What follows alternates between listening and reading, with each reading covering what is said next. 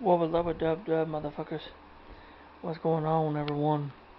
It is I, your boy, everyone's favorite jack of all trades with a foul mouth, Common Urban. And today I got a awesome book review for you guys.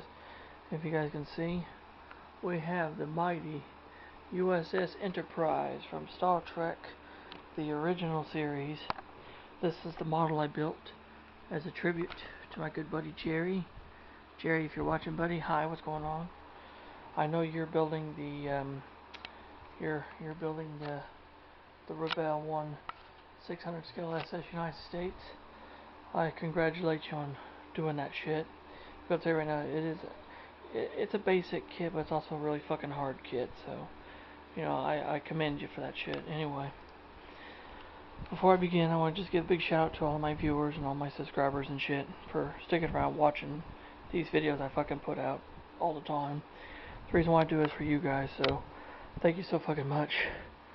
So anyway, I got a book review for you guys, and it ties in with Star Trek, and it is the autobiography of James T. Kirk, the story of Starfleet's greatest captain, edited by David A. Goodman.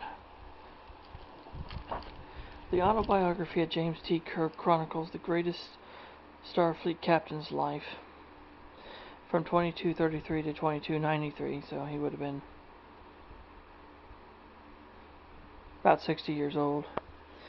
In his own words, from his boyhood on an Iowa farm, his youth spent on Tarsis 4, his time in Starfleet Academy, his meteoric rise to the ranks of Starfleet, and his illustrious career at the helm of the USS Enterprise. This in-world memoir uncovers Captain Kirk in a way Star Trek fans have never seen.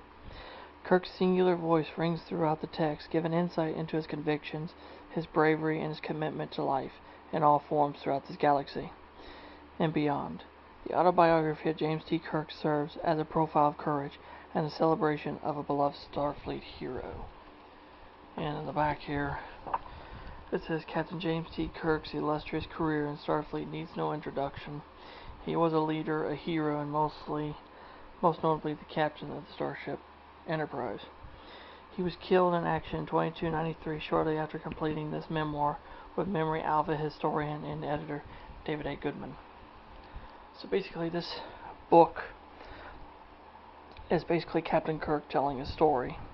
And my God, what a fucking amazing story it is. He basically talks about his childhood, you know, living in an Iowa farm, and through his later years as a teenager being on Tarsis 4, which, if you guys remember Tarsis 4, if you guys remember the Star Trek episode about Kodos the Executioner, which he actually witnessed that shit, witnessed all that shit go down, and that's absolutely fucking messed up. To his rise in Starfleet Academy, and you know, it's just absolutely incredible shit. He takes you through basically the entire journey through, like, if you've watched the entire Star Trek television series and seen all of the movies, everything gets tied in. Everything is fucking tied in with this book. And it's pretty amazingly well thought out. Of course, there's a foreword by Dr. McCoy, which is, you know, Bones. There's a prologue, 12 chapters, and an afterword by our favorite Vulcan science officer, Mr. Spock. And so, you know, basically it says, I love this foreword though by Leonard McCoy. It says, says right here, but he left out one important detail for the obvious reason that he was too modest to think it, let alone say it, so I will. He was the greatest hero who ever lived. Now, before you assume I'm exaggerating, before I tell you to go to hell, let's look at his life's objectivity. Who else in the last 50 years was at the center of so many crucial events? And he goes on and on and on. It says, I don't know whether there was the divine providence, luck, or the mythical great bird of the galaxy. I'm just thankful it was Jim Kirk, you know, being the command seat of the Enterprise.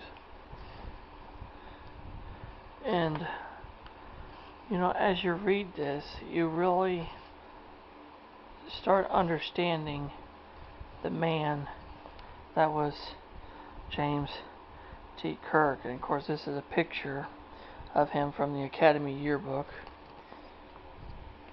Travel pass issued to him when he was going to Tassis 4.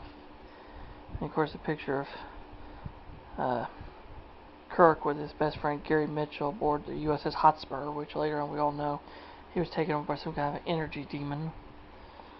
His diploma from Starfleet Academy. It's just, it's absolutely just an amazing fucking book. And of course we got Captain Kirk with Yim and Janice Rand, and of course Mr. Spock. This is a great freaking picture. It's a painting, but Jim Kirk meeting Christopher Pike. I would have loved to seen some more episodes with these two guys involved. It would have been amazing shit. But if you guys remember, this is Edith Keeler. If you remember the episode where he went back in the past because of I think it was the eye of I forget what the hell it was. It was like some living time machine.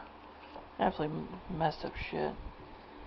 And of course, Dr. Carol Marcus with her son David. And of course, we all know what happened to David. He gets killed by Kirk in the search for Spock. And of course, I love this picture. Spock with Kirk and McCoy at Yosemite National Park. I believe it was in Star Trek V, which we meet Spock's half-brother, Sybok, sorry. And of course, this awesome picture of Kirk and Spock.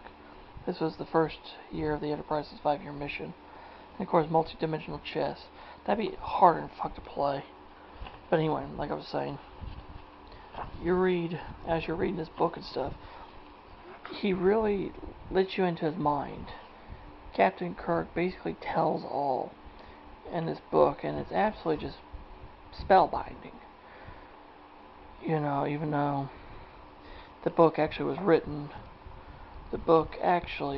by, David A. Goodman, but it's supposed to be Captain Kirk that wrote this book, but it's just, everything ties in so beautifully from the TV series to all the original movies up until, the christening of the USS Enterprise B, which was an Excelsior class, and Captain Kirk went missing from her in the movie Star Trek Generations, which is the gapping movie from the original series to the Next Generation. But as you get done, reading the book and you read the amazing afterword by Spock, which he basically says here, I do not believe in an afterlife, but I will let my human half indulge in some wishful thinking. He will return. Which if you guys remember watching Star Trek Generations, Captain Kirk is alive. But this book is absolutely fucking amazing. You will not be sorry for reading this. You love Star Trek. You want to understand more about the great captain himself, which was played by the legendary William Shatner. And this is a quote from James Kirk. The greatest danger facing us is the irrational fear of the unknown. But there's no such thing as the unknown, only things temporarily hidden, temporarily not understood. James T. Kirk, 2266. But like I said, you love Star Trek, you love the original Star Trek, and you want to know more about the legendary captain that, was at the helm, not at the helm, but it was in command of this beautiful lady. The autobiography of James T. Kirk is where you gotta go. He had his demons, he had his inner turmoils just like everyone else. Even though he was the greatest captain of all of history, he was human. Just like Spock said, he was human, and that's what made him so likable. It's because of the fact that so many people could relate with the great James Kirk. So there you have it, guys. That is my review of the autobiography of James T. Kirk. I give the book 5 stars, 2 big fucking thumbs up. It's amazing. This is a must read and a must own for anybody who is a fellow Trekkie and loves Star Trek. So I hope you enjoyed it. If you have any fucking questions or comments about any of the shit I talk about, leave in the comment section below and I'll get back with you. And if you're new to the fucking channel, you love anything Star Trek related, you love ocean liners, you love models, you love movies, just a hodgepodge of different shit, hit that fucking subscribe button, hit that damn notification bell, never miss another video from yours truly. Until next time, this is Commodore Irvin saying, live long and prosper to all of you. God bless you all, and just be yourselves. Until next time, I'll catch you later, and who knows? I'll see you again real soon.